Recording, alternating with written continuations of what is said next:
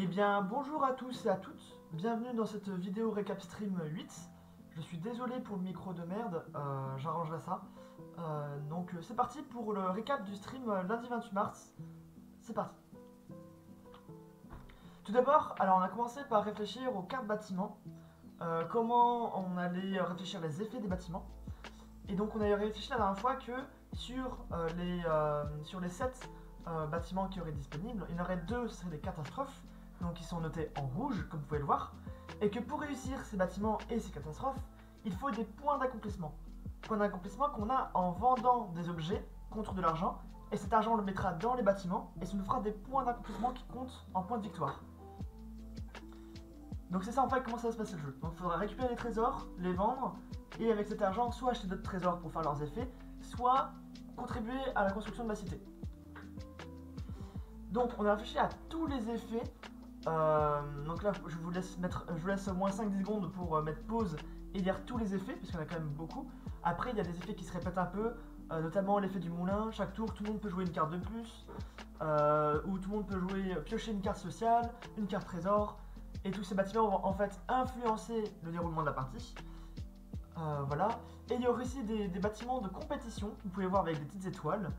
Par exemple, celui qui a participé à l'hôtel, celui qui a participé le plus ne peut pas descendre de rang social de toute la partie, c'est quand même très très fort.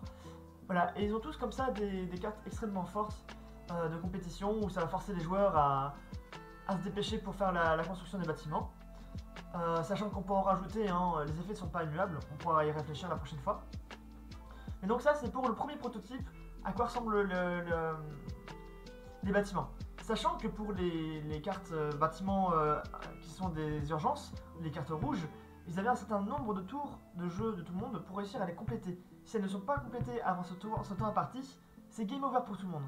Donc ça va forcer les gens à coopérer, malgré eux. Ensuite, on a réfléchi aux rôles spéciaux. Et donc, on a commencé à réfléchir aux premiers rôles spéciaux. Peut-être il y en aura sûrement d'autres. Hein. Mais par exemple, le premier, l'empereur, c'est le premier qui m'est venu à l'esprit. Avoir réussi 3 compétitions de bâtiments. 3 compétitions de bâtiments parmi les 6 possibles. Donc, au moins la moitié des compétitions de bâtiments, il faut y avoir participé. Sachant qu'il n'y a que 2 bâtiments qui peuvent apparaître par phase. Donc, on verra si c'est viable, faisable, trop dur ou pas assez dur. On verra, mais c'est pour un premier test pour voir.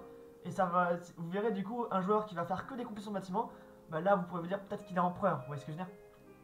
Et donc ces rôles spéciaux, je précise, ils ont en fait c'est des conditions de victoire supplémentaires.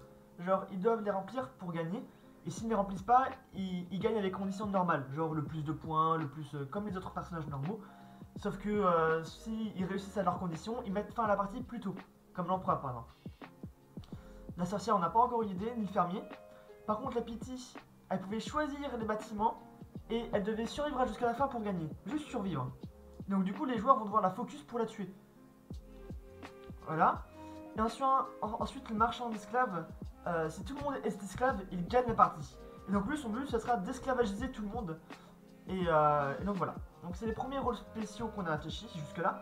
On voulait en retravailler pour le prochain stream. Et donc voilà, donc c'est tout ce qui s'est passé ce stream là. On a eu beaucoup de réflexions au niveau des effets, ce qui nous a pris énormément de temps, mais ça nous fait une bonne base pour commencer. Et donc je vous donne rendez-vous au prochain stream pour continuer à réfléchir sur les rôles spéciaux et sur les prochaines cartes à venir, donc les cartes rôles, etc. Merci d'avoir écouté ce récap. Rendez-vous lundi 4 avril de 21 h à 22 h. Merci à tous, passez un très bon week-end, une très bonne journée, et à lundi.